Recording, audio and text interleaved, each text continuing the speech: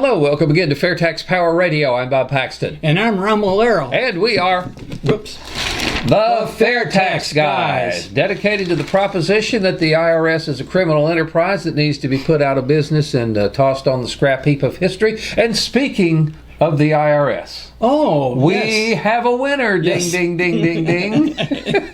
Yes, we do. We've been running this IRS slogan contest for a long time. We told you in the last episode that please send in any late entries because we were going to make a decision, and we narrowed it down to a few of them because we wanted something short and catchy. It did. And something about the IRS. Yeah, that was what we got. A lot of FAIRtax talking points, positive things about the FAIRtax that weren't really the kind of slogans you'd expect to see on an IRS agent's desk. But there were a couple of them. One in particular I really liked, but it's from Randy Fisher, and we can't have folks affiliated and associated with the show winning the contest. But his was real simple. You make it, we take it. Yeah. So that's kind of what we were looking for. But our winner is. I'm going to say I like the one that says where no politician has gone before, but that's not really about the IRS as much as I like Star Trek. Yes, yeah, indeed. So I like mine. What Bill of Rights? So we narrowed it down. We narrowed it down to a few of them. Sent them to a couple of our experts in the AFFT. Yes. So we let some and I independent judges make the decision. Yeah. So we couldn't be blamed for anything. And the winner is. We make more before 9 a.m. than most people make all day. Lance Sanders. Indeed. So we've got his email address. We'll get a hold of him and send him some goodies from the. We appreciate all the entries because, like we said, there were some good ones. There were really some good ones. Some of them that were pretty much public domain. Like never let hard work go unpunished. That one's been around for a while. Mm-hmm. It's appropriate, but it doesn't really have an author. So, anyways, we had some good ones. I like that one too. We take more before 9 a.m. than most people make all day. Yeah, I can see that on a plaque in an IRS agent's office. Yeah. So, anyways, thanks for everybody who participated.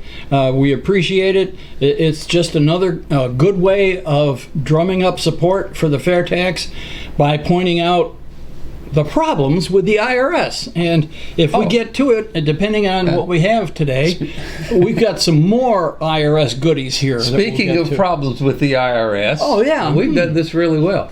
This is our look at Congress.gov, where you go to the Congress.gov site, you type in the phrase Internal Revenue Code, put that in quotes, so you hit that in the search bar and bring back all the hits that the Congress critters are trying to change the tax code. We got some, I can't figure out some of these. This is H.R. 4157. To amend the Internal Revenue Code of 1986 to exclude the portion of a lump sum Social Security benefit payment, something I've never gotten and don't know anything about, but to exclude a portion of a lump sum Social Security benefit payment that relates to periods prior to the taxable year from the determination of household income. Figure that out. Well, I'm sure Steve Hayes or Karen Walby can figure that out. Yeah, Jade can probably figure that out. Yeah, but and probably even Randy. But you got to be able to speak legalese in order to interpret that stuff. Yes. There's another one here. Here we go. A bill to amend the Internal Revenue Code to expand permissible distributions from an employee's health flexible spending account or health reimbursement arrangement to their health savings account. Why is the tax code regulating what we can do with our health savings account? That's not, and that's just the title. Yes. So the tax code is telling you what you can and can't do with your own accounts with your own money in them. And I like this one too. It says, this is Bill S-2388, a bill to amend the Internal Revenue Code of 1986 to permit the postponement of certain deadlines by reason of significant fires. I guess that means if you live in an area where there's been a wildfire and your home is damaged or something like that, then they'll give you a little extra time to get some of these deadlines. Or if you had a significant fire in your house, that would be a problem too. True. But now, who gets to decide what is significant and what isn't? Yeah. Well, the Wizards of Smart in D.C., of course. All right. And there's an oxymoron.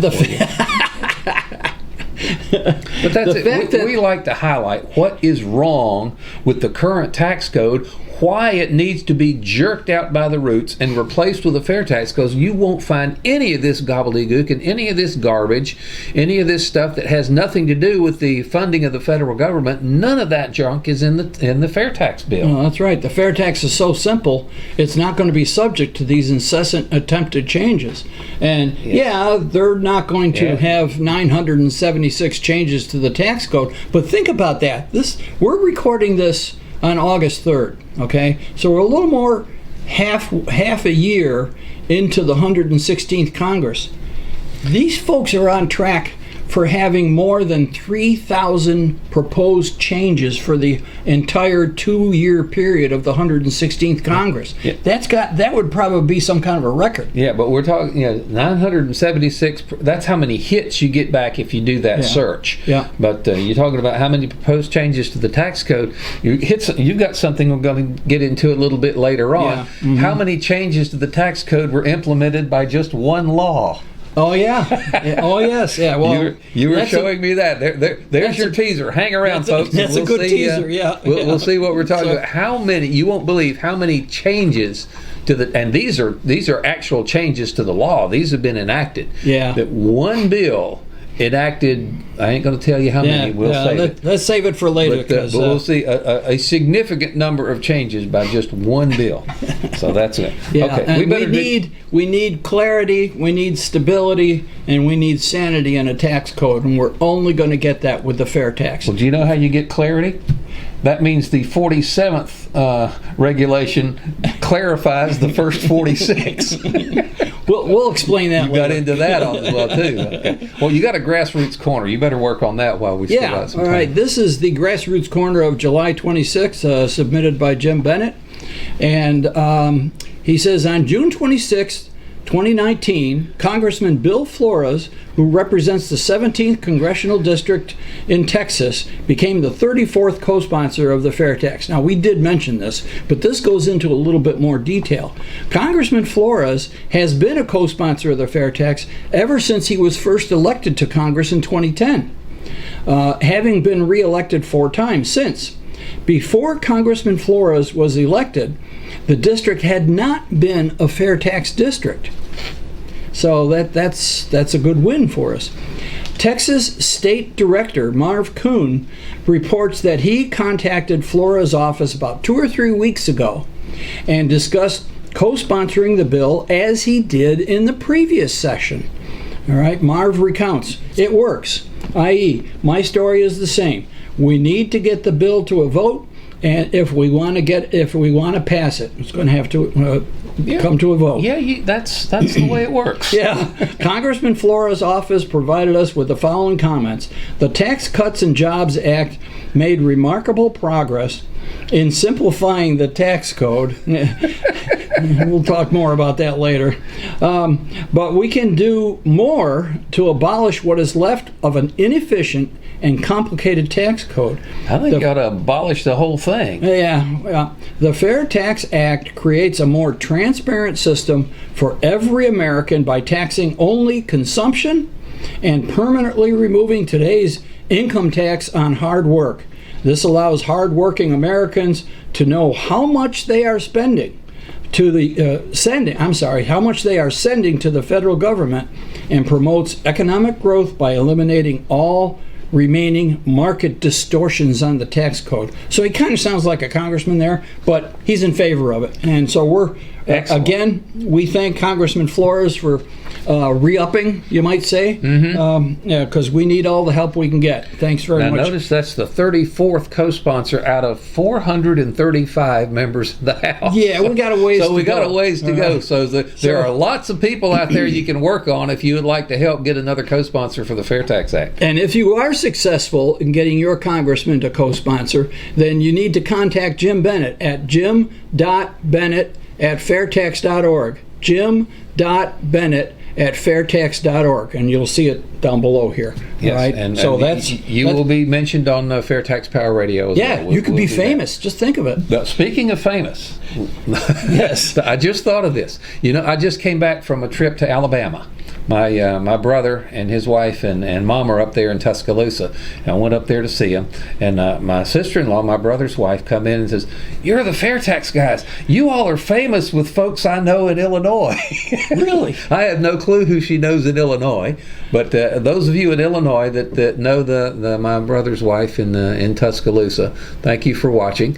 Well, that's very nice to hear. So that's it. We are now the world famous FAIRtax guys who are famous in Illinois. So whatever that means. So, but if you'd like to, we urge you, if you would, please to share this video when it's streaming, so as many people can see it, especially when it's on live, and folks can comment on it. Or if you'd like to go back and look in the archive, the FAIRtax guys are FAIRtaxguys.com. I don't think there's the on that. It's just FAIRtaxguys.com. Right, FAIRtaxguys.com is our repository of previous FAIRtax Power Radio episodes. You can check that. But we sure appreciate folks spreading the word about FAIRtax Power Radio, and hello to the folks in Illinois who think we're famous. If you take a quick look here, our podcast, which we distribute on Spreaker.com, and again, I'll say, if you're thinking about doing a podcast, don't bother with anything else. Go to Spreaker.com. It is the most efficient, least expensive way of getting your podcast out there. We are the world famous FAIRtax guys because our podcast goes to not only the United States, but Germany, South Korea, and Norway. And as we've checked this over the months and years, I mean, we've had people in India and China and so forth.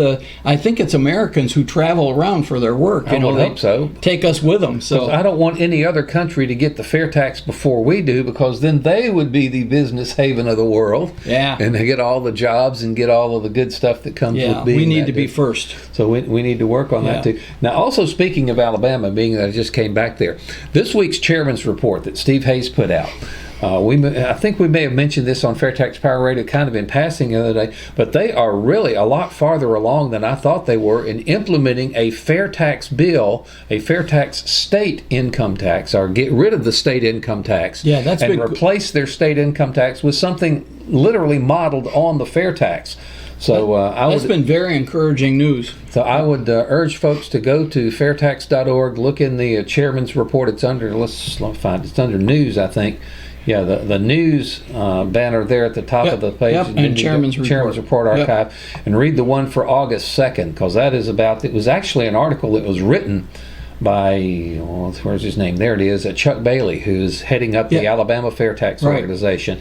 And he's talking about all his, and he started this about 3 or 4 years ago. So you see how slowly the wheels of government turn sometime. You got to have a lot of patience to get something like this working. Slow is a relative term. Yes. That compared to what's happening in the U.S. Congress, that's pretty speedy. But they were thinking that they're having all kinds of issues getting this thing done, but they have finally got it to the point. They're calling it the Alabama Economic Freedom Act. And again, it was modeled on the National FAIRtax bill, complete with a prebate, gets rid of the income taxes. It also gets rid of the, I think it replaces the current state sales tax that's in place. Again, it has the prebate, and they've got it pre-filed, so it'll come up really early in the next legislative session. And if things go according to plan, they say they might have that in place on January 1, 2021, about a year and a half from now. That'd be great. So that is really encouraging news for anybody who wants to, and I can guarantee you, if they put this in place and see how well it works, and see how many businesses come to Alabama, because it does the same thing the National FAIRtax bill does. It gets rid of the corporate income tax as well as the personal income taxes. And I know there's a big Mercedes plant up there close to Tuscaloosa, and there are going to be a lot more big plants like that coming into Alabama. I've actually delivered into that Mercedes plant. Okay. I drove by it on the way to the airport. Oh, yeah, I've been in there. It is so clean in there, but that's an aside. But that's it. That Alabama, I knew that Georgia was working on this as well, and Alabama borrowed some of Georgia's resources to get this going. Yeah. But it could be, and I'm fingers crossed here, that it could be by January 1st, 2021, Alabama will have a FAIRtax system in place. And that's the way the founders envisioned things, that the states were to be the workshop to see work might work well at the national level. And I guarantee when folks see how well the FAIRtax works in Alabama, then they're going to want it on the national level. Yeah. So again, a plug for this chairman's report. It's on YouTube. It's we got that on Spreaker as well as a podcast. You know, Bob, it occurs to me. Hopefully, Alabama will be successful. It looks like everything is heading in that direction. Now, here in Florida, we're already partway there. We don't have to repeal the income tax because we don't have an income tax. All right? It would be putting the prebate in place and finding the proper rate for the sales tax. Okay, so yeah, we got about 3 minutes off of this one. I started this late, so so anyways, you have no clue what's going on. Our producer's holding up a time check for us. We'll keep as close as we can. So yeah, here in Florida, I mean, if Alabama does that, that's going to be a good incentive for our volunteers here in Florida. Hey, if Alabama, we're already partway there here. You know, here in Florida, we're partway there. So yeah, that's something we got to work on. We are the only state, I'm not going to make this Florida centric, but we are the only state with a FAIRtax memorial. Yes. Adopted by our legislature. That's a big deal. That was a declaration by the Florida legislature that says it is the will of the people in the state of Florida that the federal government passed the FAIRtax. We got to give Mark Gupton a lot of credit for getting that pushed through. Yeah. And so that really helps with our Florida volunteers. We can go ask your congressperson, do you support the FAIRtax? No. Well, the Florida legislature does. Why don't you? Yeah, that's right. And I send them copies of the letter. You know, they call it SM 118, Senate Memorial 118, and it's got a cover letter on it that went to the President of the United States, the President of the Senate, Speaker of the House, and all the Florida representatives in the House. So, yep, that's a one-page thing, and it spells it out very clearly that the Florida legislature, Florida, supports the FAIRtax and wants it passed by Congress. Indeed. So, now, we've kind of been all over the place on this episode of FAIRtax Power Radio, but we want to get back to some of the things that we were doing a couple of episodes ago, talking about the positive points of the FAIRtax that everybody, regardless of your political affiliation, regardless of your ideology, that everyone should like about the FAIRtax. And, you know, it's real simple. If the FAIRtax were the law of the land, you right there, not the federal government, not some bureaucrat somewhere in Washington, you would be in control of how much federal tax you pay by your purchasing decisions. Yeah. I would like to be able to decide how much tax I pay, not having somebody tell me how much tax I owe on what bid I make. Your spending habits will determine your level of taxation. You have a number of choices when it comes to buying a car. You don't have to buy a Cadillac. You don't have to buy a high-end. You're going to buy what suits your family and what your family can afford, okay? And so it could be a more modest car. It could be, finally, after we've retired, we can get a little bit better car because Elaine and I do a lot of driving. Unlike Bob that prefers flying, all right, but we do a lot of driving around the country, so we have a nice, comfortable car. 6 years old, but it's comfortable. I've got a nice, comfortable car, too. I just don't like to be in it 18 hours a day.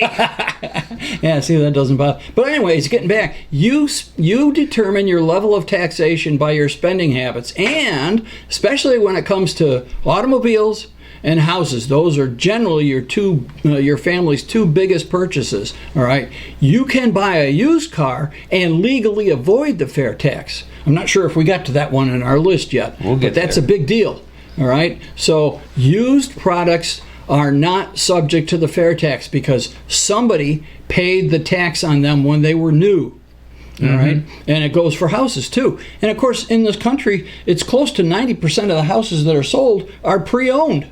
Yes. So that's going to benefit a lot of people. Those folks, those young couples, young families looking for their first house, that's going to be a big deal. They buy a used house, a pre-owned house, whatever, gently lived in, whatever you want to call it. There'll be no FAIRtax on that. That's a great way for the young families to get ahead. They get their own house and they start building up their own equity in their own house. It's a source of dignity, and that's what the FAIRtax gives you: integrity and dignity in your own finances. Yeah, so if you'd like to be in control of how much tax you pay, you're a FAIRtax fan, as they used to say. And I'd like to refer back to one more little issue in the chairman's report for this time, talking about what the rates are going to be. You've seen this before. We talk to people about the FAIRtax, and we tell them, well, how much is it? Well, it's 23% inclusive, and their eyes light up. Wow, 23%! How are we going to do that?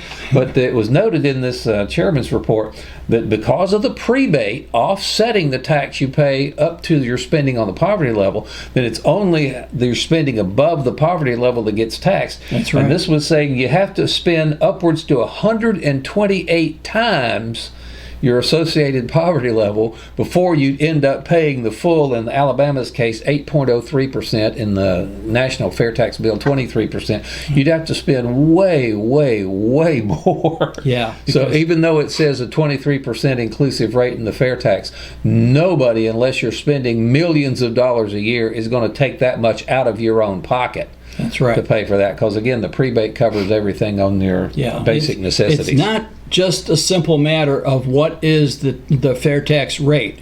There's the FAIRtax rate, and there's the prebate.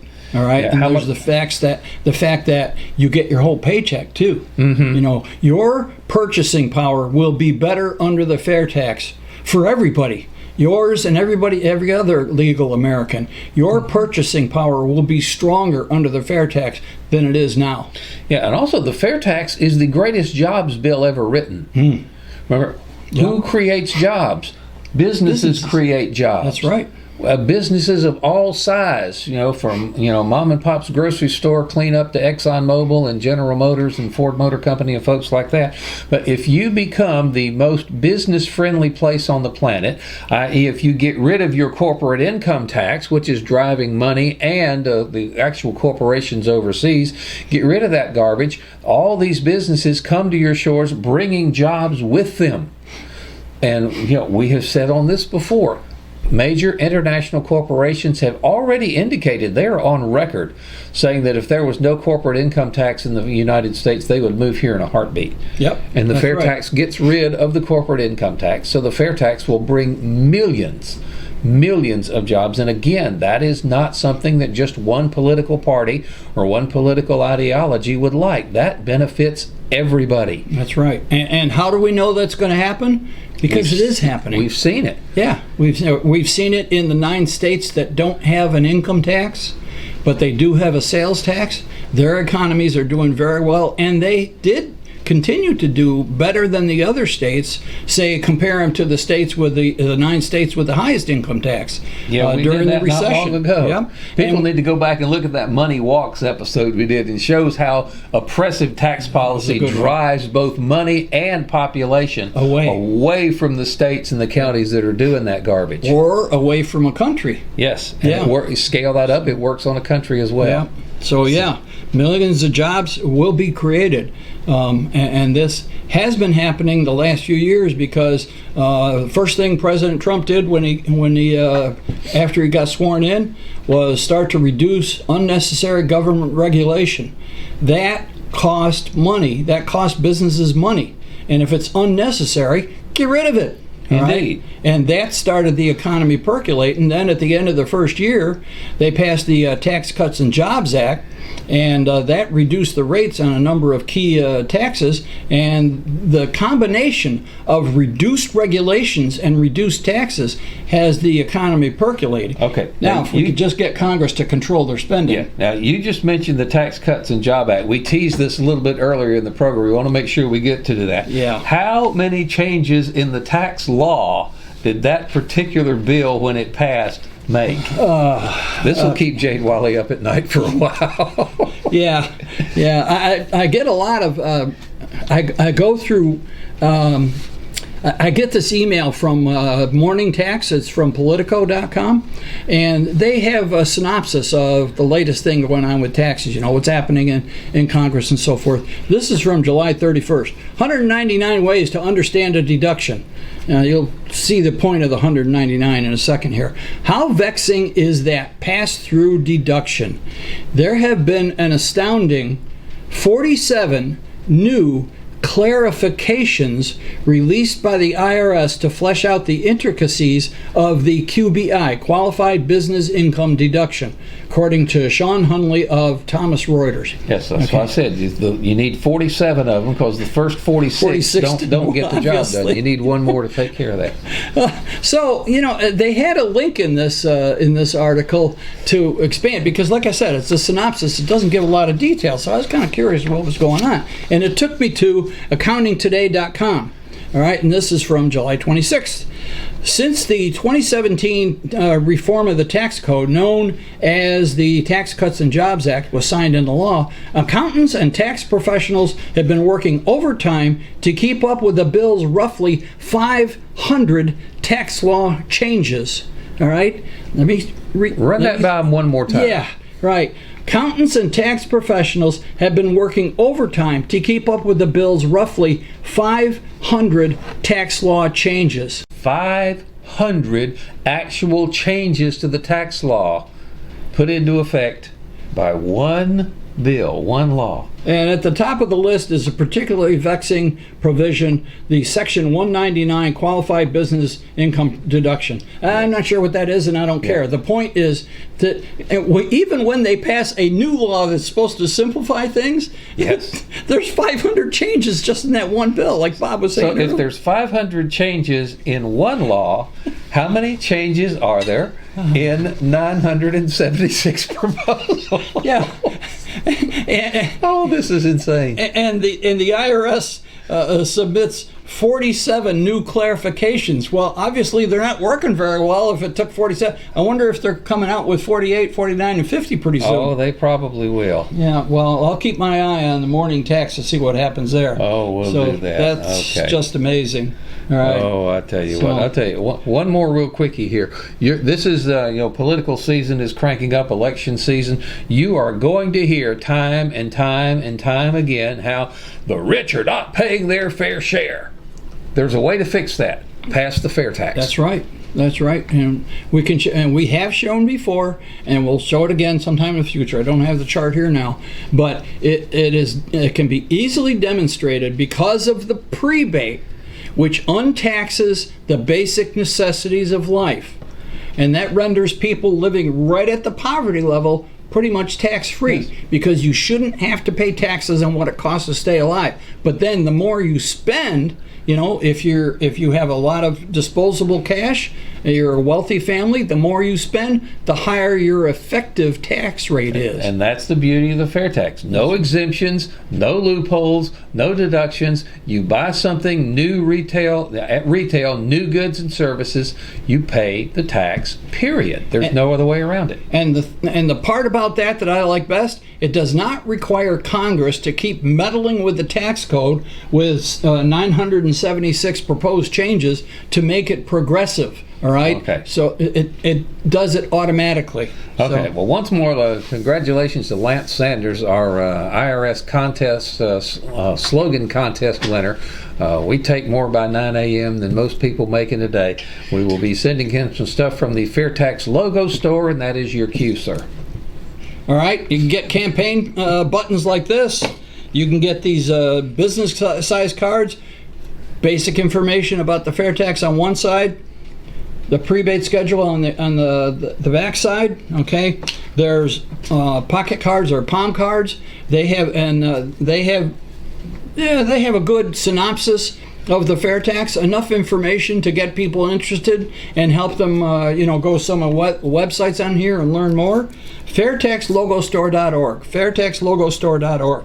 We ask you to demonstrate to the public your support for the FAIRtax by maybe getting a hat, or a shirt, or a jacket, or a tote bag. Hopefully I don't knock the flag over there. All right, nice tote bag. They have smaller ones. They have travel mugs. They have all kinds of stuff in there with the FAIRtax logo on there. So get something and demonstrate your support for the FAIRtax. This is really important. This is how the grassroots movement spreads. You get something that maybe your neighbor or coworker is going to, what is that FAIRtax? And you can explain it to them. You know, you don't have to be an expert. You just, come up with that 30-second elevator speech and pique their interest and maybe give them a couple of these, all right? And it'll spread the word. So, FAIRtaxLogoStore.org, FAIRtaxLogoStore.org. Please demonstrate your support for the FAIRtax. And we appreciate you sharing these videos with your family and friends. And, share as much as you can. If you'd like to get in touch with us, thefairtaxguys@gmail.com is our email address, thefairtaxguys@gmail.com. We have a FAIRtax Guys Facebook page where you can leave us messages or questions or comments and what have you. And that is just going to about wrap up this edition of FAIRtax Power Radio, because we are just about flat out of time. I'm Bob Paxson. Oh, yes, and I'm Romolero. Oh, okay, I'm glad you remembered that. We are the FAIRtax Guys, reminding you that the FAIRtax is the only truly fair tax, and once you understand it, you'll demand it. So what do you need from me to get these taxes collected? Glad you asked, because there is a fair amount of information you need to be aware of. That's your tax plan? Oh, no, this is just the revisions for this year's tax plan. What I need from you is you need to keep track of all of your income, as well as any taxes that you've already paid. Also, any gifts that you received or gifts you've given to churches or charities or individuals throughout the entire year. Do you do any side jobs? Every now and again. Great, because there's some more information about that right here. Everything you need to know right here. So just simply compile that, send it in to us. Be careful, make sure there's no mistakes. If we do find mistakes were made, we can fine you or, throw you in jail. So you might want to be aware of that. And what do you need from me? As an individual, nothing. As a business owner, or if you're doing side jobs, yes, you would have to collect taxes on that, but, it's all right here. Can I get a copy of that?